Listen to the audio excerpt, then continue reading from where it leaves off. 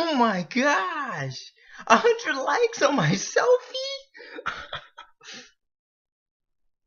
Wait, huh? Dude, why didn't you tell me we're on? Hello, class. Young, fine gentlemen, women. Yeah, women. Welcome to Corbin's Corner. Well, today's author will be interviewing H.G Wells. Round of applause, please. H.G, nice to meet you. Nice to meet you. It's good to meet you. It's good to be here. Hey, is that a Cuban lollipop? Give me that, bro. Like I said, it's good to be here. I bet it is. Can you tell me about yourself? The people want to hear your personal life. Yeah, the personal. I was born in 1866. I was born with poor health. Sorry. My sister died at age 7 from poor health. That poor girl. I had an accident that left me bedridden for weeks. But through that time, I started to read books. Yes, sir. Yes, sir. Yes, sir. Yeah. Some by Washington Irving and Charles Dickens. They good authors, you know. Later, when I went to college, I turned towards more of a teacher. I got a scholarship in the Noble School of Science, where I learned about chemistry, physics, biology, and astrology. Later, I married my cousin, and then we got divorced. Then I met my sweetheart, this sweet girl called Amy Catherine Robin, also known as Jane. We had 2 sons, and also I had other relationships outside of the marriage. But we ain't gonna speak of those things. What about your career? When I was finishing up my college, I wrote and first published a short story about time travel called The Crowned Argonauts. After that, it was almost like I was hooked. I wrote articles, fictions, non-fictions, essays. I wrote a lot of books. I produced like 3 books per year. It was mind-blowing. Politically, I supported socialist ideas. Enough to run for parliament as a Labour Party candidate, but they didn't really like me that much, so you know, I didn't get in. However, my ideas they liked. My books became movies. They were in films, and this is great. For example, The Invincible Man, also the remake of War of the Worlds.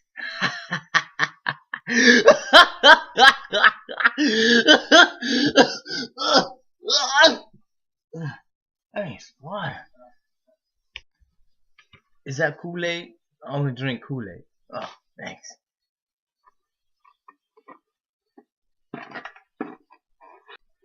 Ooh, brain freeze. Hold on. My declining health shaped the prediction of the future without hope. When I did pass away, I was remembered as an author, a historian, a champion of social ideas and political ones too. I was known as the father of futurism, or my favorite, the father of science fiction. Thank you so much, H.G. I am so glad that you had this opportunity to share your life with us. Huh? Aren't we?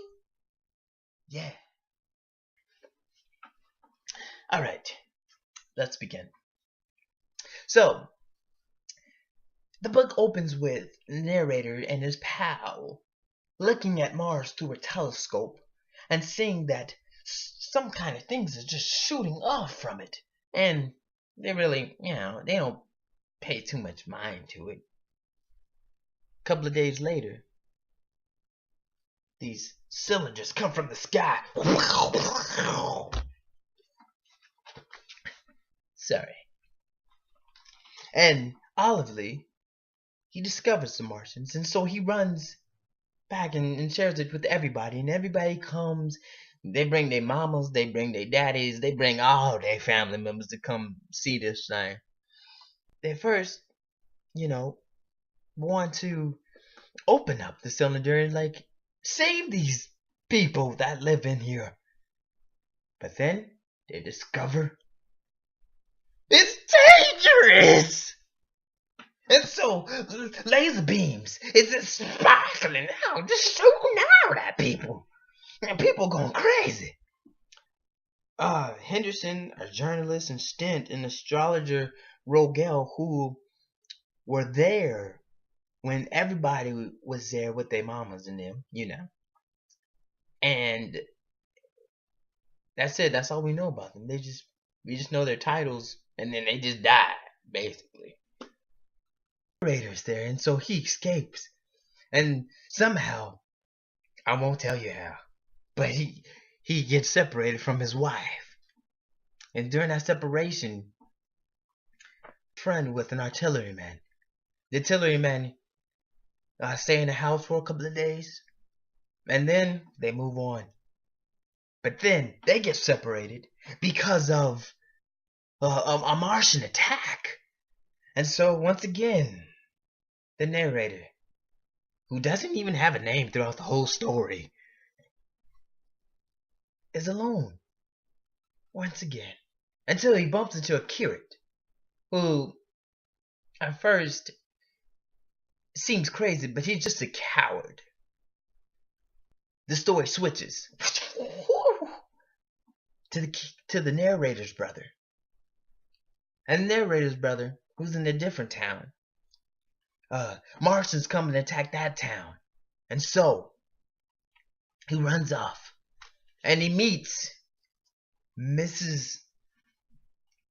What's her name again? Mrs. Elphinstone and Miss Elphinstone. They're sister-in-laws. So he meets them. He saves them from these ragged thieves. And so they become friends.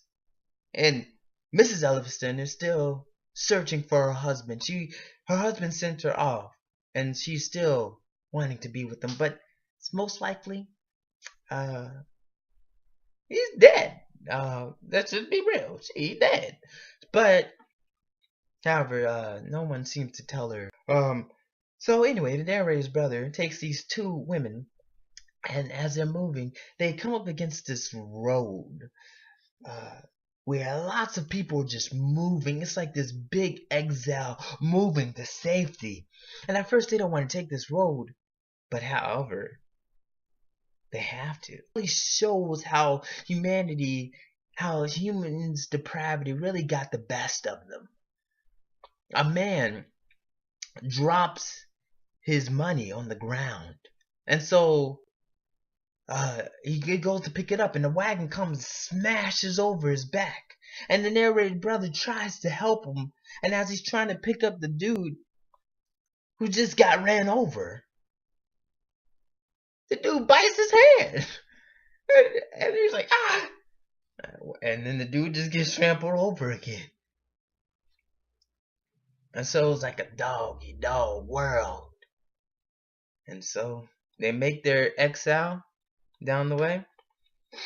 The narrator's brother sees Lord Garrick, who in the story seems to be an important person, but no one cares. He's just dead along on the side of the road. We don't know how he died. He's just there.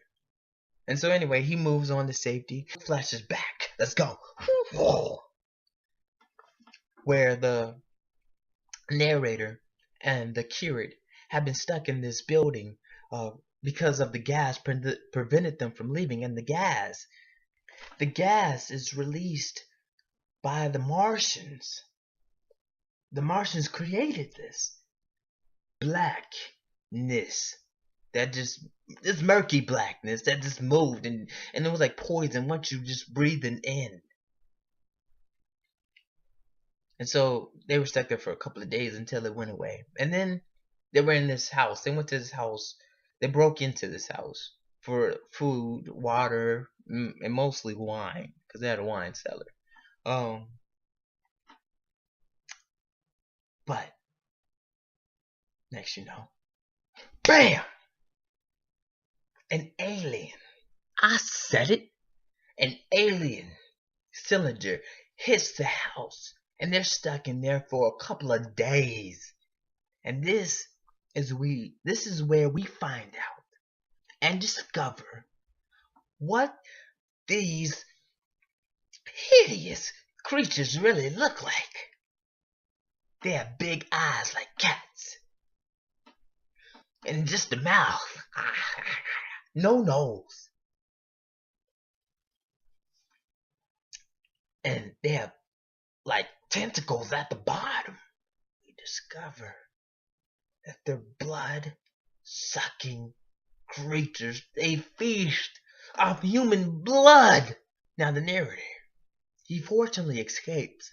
However, the curate, he doesn't. The narrator once again meets his friend, the artilleryman, and the artilleryman tells him his idea of how to become better than the species that is attacking them, and how he shall destroy them. The narrator was with him, along with him, but then the narrator missed his wife, and so he's like, I have to leave. I have to go find my wife. So once again, the narrator is by himself. Nobody with him. Excuse me for a second. 5. Give me 5, okay? Thank you guys. Thank you so much. Now I'm going to read you the list of the themes. The themes are foreignness, because of the Martians coming down to attack. Warfare. There's really not much war, but more of a slaughter of the humans. Indeed. Rule of order.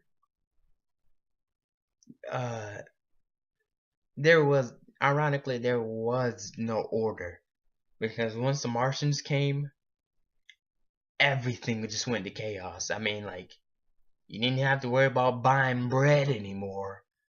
The grocery store is destroyed, you know? So there was no rule of order. Community was, in the book, it was sometimes broken and then sometimes started up. It was exile. Humans had to leave their homes. Power. Humans discovered they were no longer the top of the food chain. There was something more powerful than them. Foolishness and folly.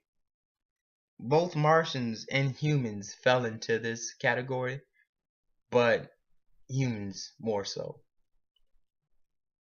Fear. Probably the biggest thing. Technology and moderation. In this book, it just showed how technology could be advanced. At the end, the aliens, the Martians, were trying to build a flying saucer to leave London and travel around the whole world to destroy it. And free will. And that includes the theme. I'll leave a question. Do the Martians take over the world? Is humanity destroyed? I'm going to let you read, so you can tell me the answer. Class, hear me out. I am so glad that we had this time together in Corbin's Corner.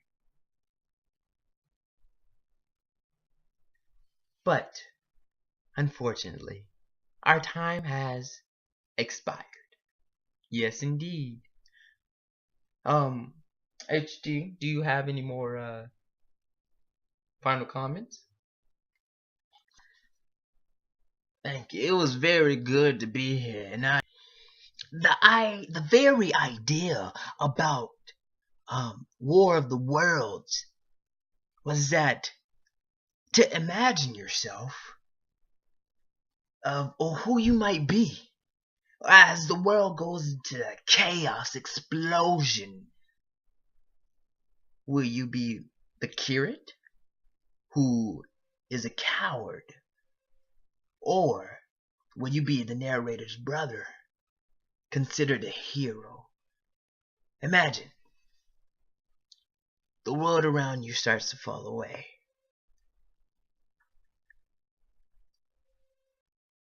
Who will you be? Thank you for joining us. Have a great day. Hope you took good notes.